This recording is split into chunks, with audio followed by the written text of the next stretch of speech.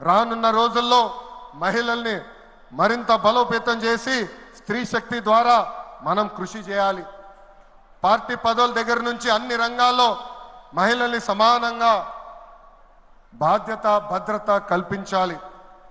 ఈరోజు నేను కొన్ని విషయాలు మీకు చెప్పాలనుకుంటున్నా. చట్టాలు శిక్షల వల్ల సమాజంలో మార్పు రాదు. సమాజంలో మార్పు రావాలంటే మన ఇంట్లో మార్పు మొదలవ్వాలి. ఇప్పుడు కూడా మనం కొన్ని పదాలు వాడతాం. గాజులు తొడుక్కున్నావా, చీరలు కట్టుకున్నావా, ఆడపిల్లగా ఏడవద్దు, ఇలాంటి పదాలు మనం మానేయాలి. అప్పుడే మనం ఆశించిన మార్పు సమాజంలో వస్తుంది. నేను ప్రతిపక్షంలో ఉన్నప్పుడు ఆనాడు ఒక మహిళా మంత్రి నాకు చీర గాజులు పెడతానని చెప్పారు.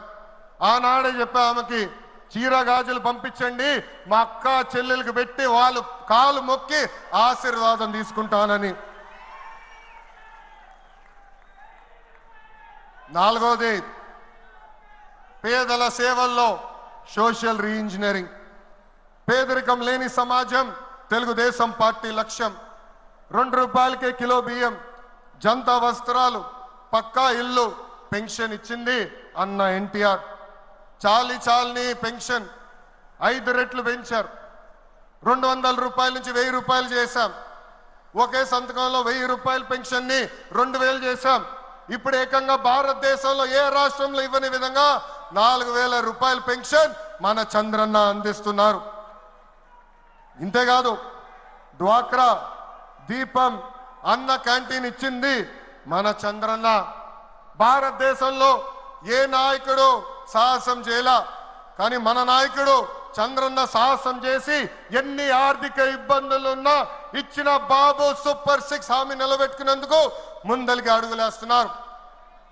మన ప్రభుత్వ అధికారులకు వచ్చిన వెంటనే పెన్షన్ పెంచాం, మూసేసిన అన్న క్యాంటీన్లు తిరిగి ప్రారంభించాం, మెగా డిఎస్సి ఏర్పాటు చేశాం. వచ్చే నెలలో తల్లికి వందనం ఇస్తున్నాం. ఆగస్టు మాసంలో ఉచిత బస్ ప్రయాణం కూడా మన ప్రభుత్వం అందజేయబోతుంది. ఇప్పుడు ఏకంగా P4 కాన్సెప్ట్ తో పేదరికం నుంచి కుటుంబాలు బయటికి తీసుకొచ్చేందుకు చేయూత అందిస్తున్నారు మన చంద్రన్న. తెలుగుదేశం పార్టీ ఆవిర్భావం తర్వాత బడుగు బలహీన వర్గాలకి ఆర్థిక రాజకీయ స్వాతంత్రం వచ్చింది.